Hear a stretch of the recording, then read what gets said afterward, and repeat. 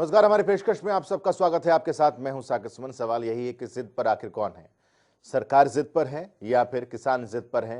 क्योंकि दोनों पक्ष में से कोई ना कोई एक तो ऐसा है जो कि जिद पर अड़ा है और जिसकी वजह से ये आंदोलन लगातार आगे बढ़ता चला जा रहा है और हालिया दिनों में इसके खत्म होने के आसार नजर भी नहीं आ रहे हैं। एक तरफ सरकार लगातार अलग अलग लेयर बना रही है सुरक्षा के, तो दूसरी तरफ अगर हम बात करें किसानों की तो उनकी भी संख्या लगातार बढ़ती चली जा रही है। आइए इसी मसले पर एक बार फिर से तमाम खास मेहमानों से बातचीत करेंगे और समझने की कोशिश करेंगे कि जिद बेर आखिर है कौन।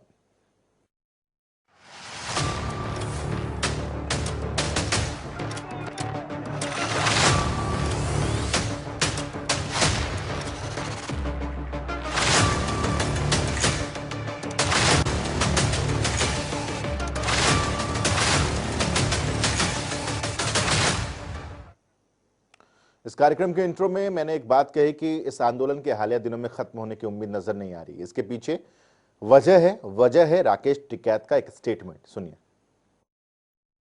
तक चलेगा, तैयारी हमें अक्टूबर और नवंबर तक की करनी है। ये आंदोलन अभी नहीं खत्म होने का। और जिस हिसाब से नौजवान आए हैं मेरे साथ, मैं धन्यवाद करता हूं, सलाम करता हूं उनको। ये आंदोलन नौजवान चलाएगा जी, आंदोलन नौजवान चलाएगा और नवंबर अक्टूबर तक की बात कर रहे हैं। कितना लंबा चलेगा ये आंदोलन, जल्द खत्म होने वाला नहीं है। गुरनाम चडूनी का भी एक स्टेटमेंट है, जरा ये भी सुन लीजिए। बता रहा हूँ कि परमात्मा के बाद राजा जो है वो जनता का रखवाला होता है, और जब राजा ही शोषणकारी हो जाए, जब राजा ही गुमराह करने वाला हो जाए, जब राजा ही जनता की बात ना सुने, जिसकी जनता सड़कों पे पड़ी हो ठंड में 2 डिग्री टेम्परेचर पे, उस राजा को नींद नहीं आनी चाहिए और वो राजा जो है वो राज काबिल नहीं होता। 6 तारीख का 3 घंटे का जो है वो रोड जाम है। मैं यहाँ कहना भूल गया हूँ, जो 6 तारीख को 12 बजे से 3 बजे तक अपनी सभी मांगों को लेकर रोड जाम का प्रोग्राम है। राजनीति लगातार हो रही है इस पूरे मसले पर, और एक ऐसे विधायक, इकलौते हरियाणा के एक ऐसे विधायक जिन्होंने किसानों के मसले पर इस्तीफा दिया है, अभय चौटाला, उन्होंने क्या कहा है, सुनिए। हमने ये सुना था कि हमारे जो सीमाएं हैं दूसरे मुल्कों की, उनके ऊपर बाड़ लगाई जाती थी कि दुश्मन हमारे देश में घुसपैठ ना कर सके। चाइना रोज हमारे देश में घुसपैठ करता है, कई कई किलोमीटर आगे बढ़ जाता है। वहां दीवार बनाने की बजाय, उस चाइना को रोकने की बजाय कैसे किसान को दिल्ली में बढ़ने से रोका जाए, इसके लिए कंक्रीट की दीवार बना दी, सरिये लगा करके, नोकीले सरिये जो है उनको मोड़ करके खड़ा कर दिया गया ताकि कोई उस तरफ जा ना सके। जी हाँ, तो सवाल यही है कि विपक्ष ये कह रहा है कि जहां जरूरत है वहां तो आप कर नहीं रहे, और क्या किसानों को आपने अपना दुश्मन या फिर युद्ध की स्थिति है कि जिस तरीके से यहाँ पर तारे लगाई जा रही हैं, जिस तरीके से यहाँ पर कील बिछाई जा रही है, इसलिए लोग ये कहने को मजबूर हैं कि दिल्ली की कीलबंदी हो गई है और दिल्ली को एक तरह से छावनी में तब्दील कर दिया गया है। 7 लेयर सुरक्षा के बना दिए गए हैं। गाजीपुर बॉर्डर का अलग हाल है, सिंघू और टिकरी बॉर्डर का एक अलग हाल देखने को मिल रहा है। ये तमाम ऐसी चीज़ें हैं जो सवाल उठा रही हैं कि आखिर किस तरीके से इस आंदोलन को आगे बढ़ाया जाएगा। किसान नेताओं का लगातार ये स्टेटमेंट सामने आ रहा है कि ये आंदोलन जल्द खत्म होने वाला नहीं है। खासतौर पर राकेश टिकैत का ये स्टेटमेंट सामने आया है कि अक्टूबर नवंबर तक की तैयारी कर लीजिए, नौजवान इस आंदोलन को आगे बढ़ाएंगे, ये आंदोलन जल्द खत्म होने वाला नहीं है। हमारे साथ इंडियन नेशनल लोकदल की तरफ से ओंकार जी इस वक्त जुड़े हुए। ओंकार जी, बहुत बहुत स्वागत है आपका।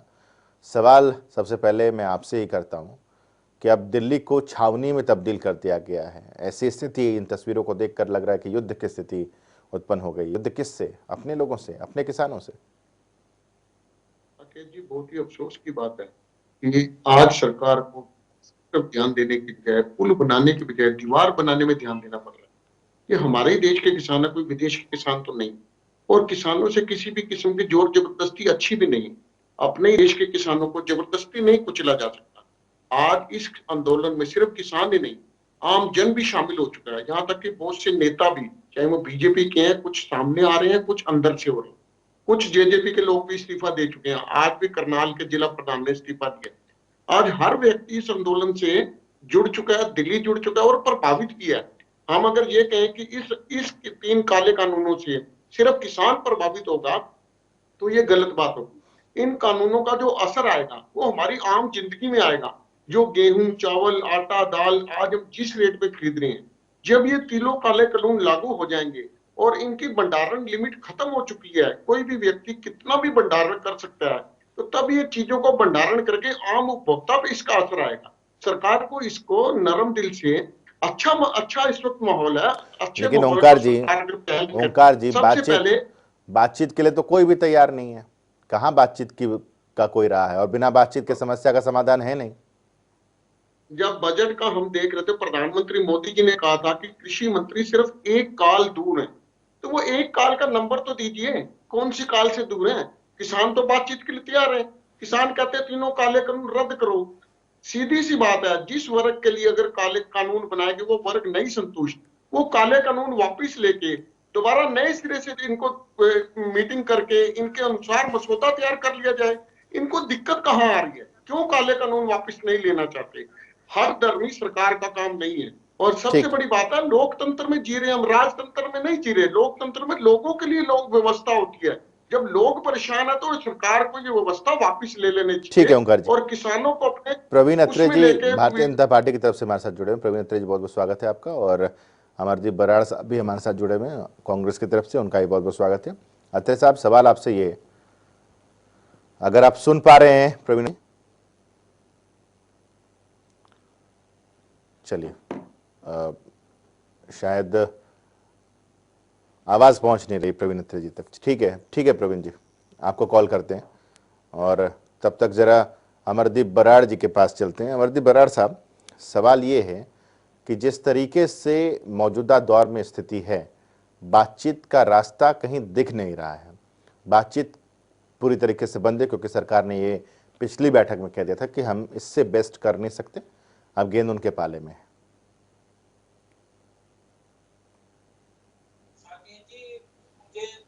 सुनाई नहीं दिया आपने लास्ट में क्या कहा? अभी आप सुन पा रहे हैं अमरदीप जी मुझे ठीक से? हाँ जी, हाँ जी। अमरदीप जी, सवाल आपसे मेरा ये है कि बातचीत का रास्ता पूरी तरीके से बंद हो चुका है, सरकार ने गेंद किसानों के पाले में डाल दिया। आपको नहीं लगता कि बातचीत का सिलसिला फिर से शुरू होना चाहिए? अत्रे जी, बिल्कुल शुरू होना चाहिए बातचीत का मसला है कि उससे ही हल होना है। लेकिन इस सरकार ने अब जो बजट आया है उसमें भी कृषि क्षेत्र में 6% कमी कर दी बजट में। तो ये सरकार पूर्ण रूप से किसानों के खिलाफ सरकार है। किसानों को खत्म करने की इन्होंने ठान ली है। और अगर वार्ता की हम बात करें तो अनगिनत बार वार्ता हो चुकी है। जब किसान की एक ही मांग है कि ये तीनों काले कानून है, जो खूनी कानून है, तीनों काले कानून, इनको वापस ले लिया जाए। तो सरकार इनको वापस क्यों नहीं करती है, जब किसान, जिसको सरकार कह रही है किसान को इसका फायदा है, ना तो ये फायदे गिनवा सके। कितना टाइम हो गया, इन्होंने इवेंट भी कर लिए, सब कुछ कर लिया। जब किसान कह रहा है कि हमें ये तीनों काले कानून नहीं चाहिए, ये हमारे लिए फायदेमंद नहीं है, तो ये क्यों कुछ उद्योगपतियों के लिए हमारे सारे देश का जो किसान है उसका गला घोटने पर लगी हुई है बीजेपी सरकार। ये किसान से वार्ता करे, किसान ने वार्ता की है, किसान सिर्फ एक ही मांग कर रहा है कि ये तीनों काले कानूनों को रद्द कर दिया जाए। प्रवीण अत्रे जी, आप सुन पा रहे हैं?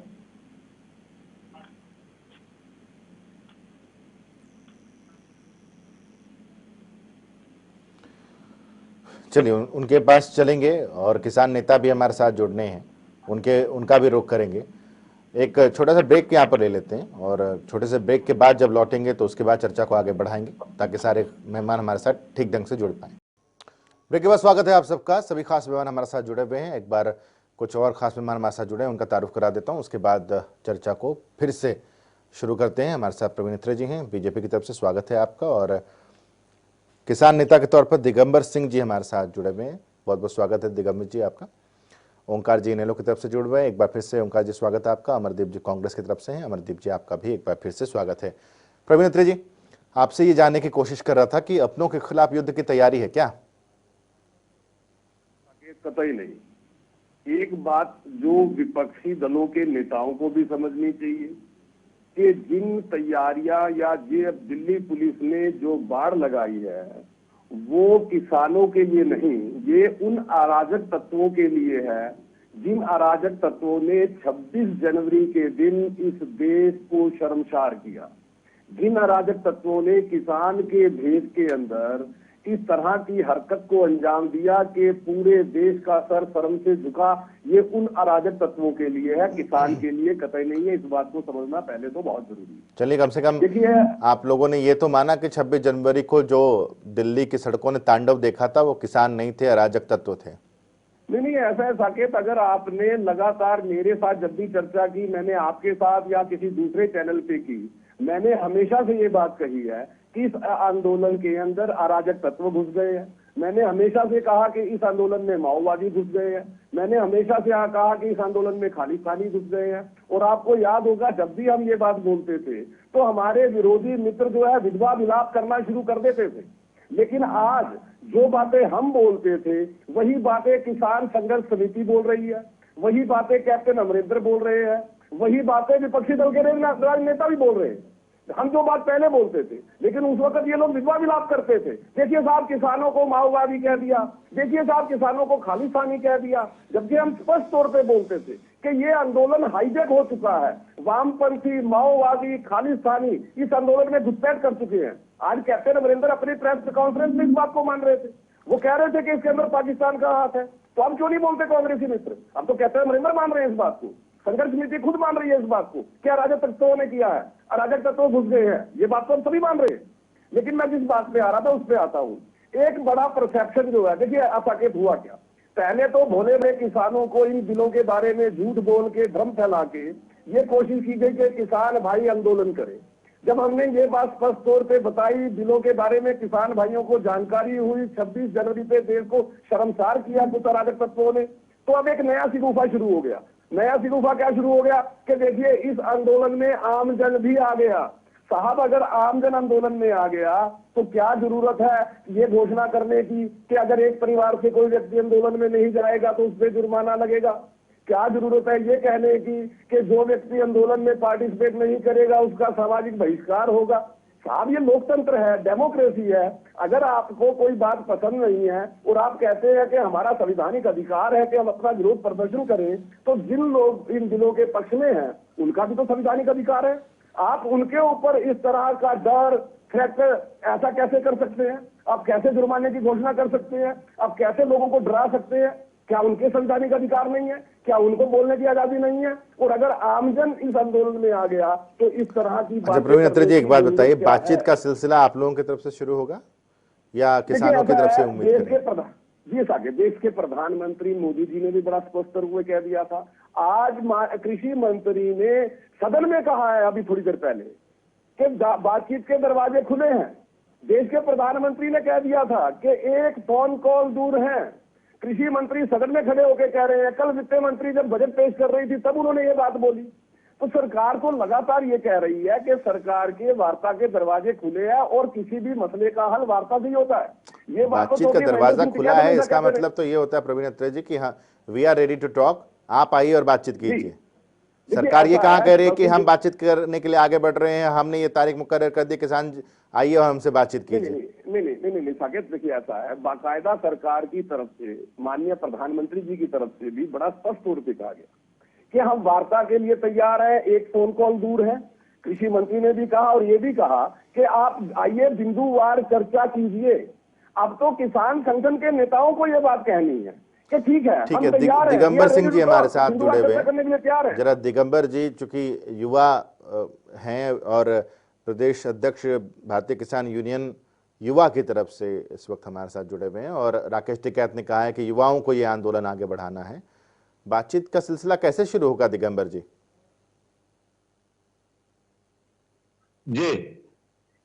जी मैं आपकी आवाज साफ सुन नहीं पाया। मैं पूछ रहा हूं आपसे, अगर आप मुझे ठीक से सुन पा रहे हैं, बातचीत का सिलसिला कैसे शुरू होगा? जी, बातचीत जब जब सरकार ने किसान से बात करनी चाहिए तब तब किसान बातचीत के लिए गया।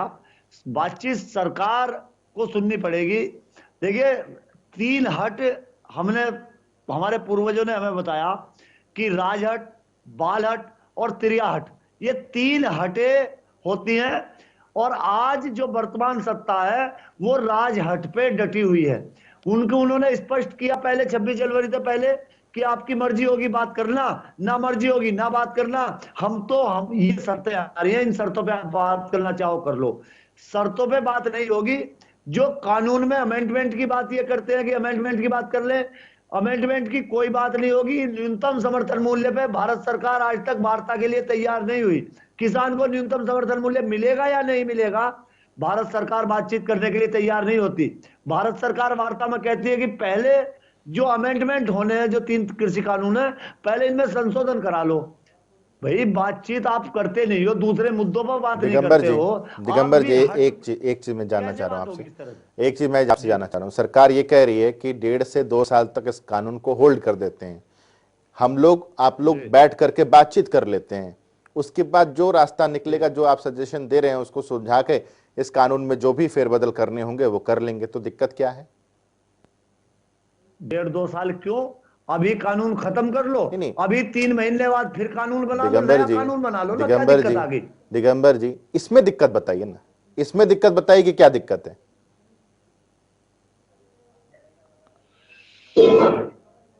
दिगंबर जी अगर आप सुन पा रहे तो मैं ये पूछ रहा था कि इसमें दिक्कत बताइए।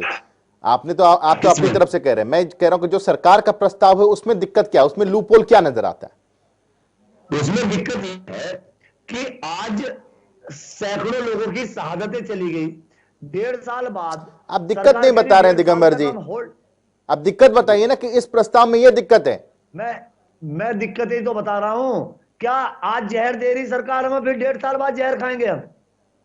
1.5 साल के लिए होल्ड पे चले जाएंगे और 1.5 साल तो उस 1.5 साल तक क्या होगा? कितने उस 1.5 साल के अंतराल में सरकार ये कह रही है ना साहब कि आपकी तरफ से लोग आ जाएं, हमारी तरफ से लोग आ जाएं, बैठ करके एक समाधान निकाल लेते हैं। अरे अच्छा सुनिए, इनसे ये पूछिए 2018 में आंदोलन हुआ, कमेटियां बनी, आज तक उन कमेटियों की रिपोर्ट कहां चलेगी, कहां खा गए? इसी सरकार ने वायदा किया था 2018 में हमसे, कमेटियां बनी थी, इन कमेटियों के प्रस्ताव आएंगे। कितनी मीटिंगें की कमेटियों ने? आंदोलन समाप्त होने के बाद सरकारें हाथ नहीं आई आज तक। किसानों के 7 साल हो गए सरकार को ढूंढते हुए। वायदा करते हैं, केवल झूठ बोलने का काम सरकार कर रही है। एक भ्रम, ये जो आप लोग 1.5 साल का एक मायाजाल है, किसानों के शब्दों में कहें तो 1.5 साल का एक आप मायाजाल बना रहे हैं कि अभी प्रोटेस्ट खत्म हो जाएगा, उसके बाद में देख लेंगे। नहीं साकिब, देखिए ऐसा है, मायाजाल कैसे बन सकता है जब सरकार ने ये भी कह दिया। ठीक है दिगंबर जी जरा जवाब लीजिए। दिगंबर जी एक सेकंड। हाँ देखिए, जब सरकार ने ये भी कह दिया कि अगर किसान भाई इस प्रस्ताव को मानने के लिए तैयार है कि 1.5 साल तक कानूनों को स्थगित किया जाए और एक कमेटी बनाई जाए जिसमें किसान प्रतिनिधि और सरकार के प्रतिनिधि होंगे, तो सरकार ने ये भी तो साथ में कहा कि हम सुप्रीम कोर्ट में हलफनामा देके ये कहेंगे। जब सरकार सुप्रीम कोर्ट में जाके ये बात बोल देगी कि 1.5 साल के लिए इन कानूनों को स्थगित किया जा रहा है, कमेटी बनाई जा रही है, कमेटी में दोनों पक्ष होंगे, बैठ के आपस में वार्ता करके जो भी इनके आपस में सलाह होगी या जो इनके प्रस्ताव होंगे वो इन कानूनों में डाल लिया जाएगा, तो फिर किस बात की हड़बड़ाहट, फिर किस बार का मायाजाल, जब ये बात सरकार सुप्रीम कोर्ट में जाके लिख के में देने को तैयार है। अब थोड़ा समझना पड़ेगा, 2018 के आंदोलन का जिक्र किया दिगंबर जी ने। दिगंबर जी शायद जानते ही नहीं है, उस वक्त किसानों की सबसे बड़ी मांग क्या थी साकिब? सबसे बड़ी मांग थी कि किसान की पहुंच सीधे बाजार तक कीजिए। और इन कानूनों में क्या किया सरकार ने? किसान की पहुंच सीधे बाजार तक कीजिए, ये मांग थी सरकार ने, तो बाजार पर किसान के दरवाजे पर लाके बिठा दिया। पहले चीजों को समझना बड़ा जरूरी है। मैं फिर वही बात कहूंगा, आपको याद होगा साकिब, मैंने एक बार कहा भी है चर्चा में कि ये आंदोलन अब किसान आंदोलन नहीं रहा, ये विशुद्ध रूप से राजनीतिक आंदोलन हो गया। अब आपके सामने है, अब हो ये रहा है कि लगातार पाकिस्तानी अफगानिस्तानी कितने लोग पकड़े अब तक आपने? कितने लोगों को पकड़ा? खालिस्तानियों को और पाकिस्तानियों को और अफगानिस्तानियों को? कहां गई आपकी आईबी? कहां गई आपकी इंटेलिजेंस? कहां गए आपके सुरक्षा गार्ड? आपने किले तो लगवा दी सड़कों में। 9,000 वोट नहीं मिलते। अब देखिए हालात क्या हो चुके हैं। विपक्षी दल लोकतांत्रिक ढंग से भारतीय जनता पार्टी को हरा नहीं पाते, लेकिन वो करते क्या है? वो अपने राजनीतिक विरोध में इतने अंधे हो जाते हैं, ना उनको देश की चिंता है, ना जनता की चिंता है। प्याज टांग के गले में आप सड़कों पे क्यों थे? सिलेंडर सर पे रखे काहे के लिए आप सड़कों पे थे? अरे जो लोग बैन है, जो देशद्रोही है, उन लोगों को आपकी सरकार जेल में क्यों नहीं डालती? और हम अगर देशद्रोही है तो हम पे गोली चलवाते हैं आप केवल बात करते हो। बातें बहुत अच्छी आपको सिखाई जाती है, आप केवल बात करते हो, इन चीजों से काम नहीं चलने वाला। एक बार जरा जिम्मेदारी एक बार जरा किसानों की समस्याओं को सुनिए। ठीक है, अमरदीप जी के पास चलते हैं। ओंकार जी आ रहा हूं तुरंत आपके पास। अमरदीप जी, एक पॉइंट रख रहे थे प्रवीण अत्रे जी कि आपके पंजाब के मुख्यमंत्री भी इस बात का जिक्र कर रहे हैं कि इस आंदोलन में पाकिस्तान की तरफ से इंटरफेरेंस हो सकता है, कुछ गड़बड़ी हो सकती है। ये आपके पंजाब के मुख्यमंत्री कांग्रेस के ही हैं। ऐसा कुछ नहीं है जी। देखिए, जो हुआ तो है पंजाब के मुख्यमंत्री झूठ बोल रहे हैं या आप उनको तवज्जो नहीं देते? नहीं, हमने कहीं नहीं सुना उन्होंने ऐसा कहा है। नहीं, तो आप नहीं सुनेंगे ये तो जो कुछ भी कह अगर मुर्गा बांग नहीं देगा, अगर मुर्गा बांग नहीं देगा तो सुबह नहीं होगी, ऐसा थोड़ी है। नहीं, फिर ये कुछ भी झूठ बोल देंगे आप। कुछ भी नहीं, वो स्टेटमेंट तो हर चैनल पर चल गया। अमरदीप जी, थोड़ा सा अपडेट रहिए ना आप। हर चैनल पे वो स्टेटमेंट चल गया। पाकिस्तान वाली बात अमरिंदर सिंह खुद कह रहे हैं। आप अपडेट नहीं है, इसका मतलब ये थोड़ी कि उन्होंने स्टेटमेंट नहीं दिया। ओंकार जी बोलिए। ठीक है, लौटता हूं आपके पास। ओंकार जी बोलिए। ठीक है, एक सेकंड होल्ड कीजिए अमरदीप जी, बोलिए ओंकार जी। साकेत जी, सबसे पहले तो मैं अपने भाई का प्रवीण अत्रे जी के 2-3 बातों का जवाब देना चाहता हूँ जी। इन्होंने बोला कि हमने जो बैरिकेड्स, जो कीलें लगाई हैं, वो किसान के लिए नहीं लगाई, अराजक तत्व के लिए लगाई। दूसरा इन्होंने बोला 26 जनवरी को अराजक तत्व थे। तो मैं इनसे ही पूछना चाहता हूँ, अराजक तत्व 26 जनवरी को लाल किले कैसे? इन्होंने बाकी सारे रास्ते बंद कर रखे थे, लाल किले जाने वाला रास्ता इन्होंने खोल दिया, तभी तो वो पहुंचे वहां पे। और लाल किले पे जो सिक्योरिटी होनी चाहिए, इन्होंने गेट क्यों नहीं बंद किए? अपनी नाकामी को छुपाने के लिए आज ये बड़ी बड़ी बातें करती हैं और ये बात करती हैं किसान आंदोलन को ये किसी तरीके समाप्त करना चाहती हैं। मोदी जी कहते हैं कि एक फोन कॉल दूर है, लेकिन उसमें ये नहीं बोलते हैं कि आप आके बात करो। उसमें ये कहते हैं कि जो हमने आपको कहा था होल्ड करने के लिए, आप उसको एग्री हो जाओ। हमारी ऑफर आज भी पड़ी हुई है, तो किसानों की ऑफर भी आज भी स्टैंड है। किसान आज भी कह रहे हैं कि एमएसपी पे कानून लाओ और तीनों कानून रद्द करो। मोदी जी कहते हैं हमारी ऑफर स्वीकार कर लो। ये हट धर्मी लोकतंत्र में नहीं चाहती। ये सरकार तो आज नहीं कल, कल नहीं परसों चली जाएगी, लेकिन किसान का हित जो हो जाएगा उसका जिम्मेवार कौन? ये प्रवीण अत्रे जी से मैं पूछना चाहता हूँ, आज आपको किसान नजर नहीं आ रहे, आप कभी जल्दी से रिएक्शन लेते हैं प्रवीण अत्रे जी, जल्दी से रिएक्शन। ओंकार जी, वक्त हो गया। पहली बात तो ये है कि देखिए रसाकेत हो क्या रहा है, किसानों की ऑफर कौन दे रहा है? एक राजनीतिक पार्टी का प्रवक्ता, और कहता है कि साहब रास्ते किसने खोल दिए। पूरा देश जानता है कि जब किसान संगठन के नेताओं का दिल्ली पुलिस के साथ जो एनओसी साइन हुई, भाई चुप हो जाओ यार, बीच में मत बोला करो भाई, बीच में मत बोलो, चर्चा को खराब मत करो। अरे भाई बीच में मत बोलो यार, इतनी तो समझ आपको भी होगी, अपने समय में बोल लेना। देखिए, जब दिल्ली पुलिस के साथ किसान संगठन के नेताओं की वार्ता होती है, एनओसी साइन होती है, उसमें समय निश्चित होता है 12 से लेके 5 बजे तक का ट्रैक्टर परेड का। लेकिन बैरियर कब तोड़े जाते हैं? 9 बजे सुबह तोड़ दिए जाते हैं। ठीक है, चलिए यहाँ पे चर्चा खत्म कर रहे हैं। आप सबका बहुत बहुत शुक्रिया हमारे साथ जुड़ने के लिए, बहुत बहुत शुक्रिया आप सबका। तो इसी के साथ इस पेशकश में अभी के लिए बस इतना ही। छोटे से ब्रेक पे रुक रहे हैं, खबरों का सिलसिला जारी रहेगा।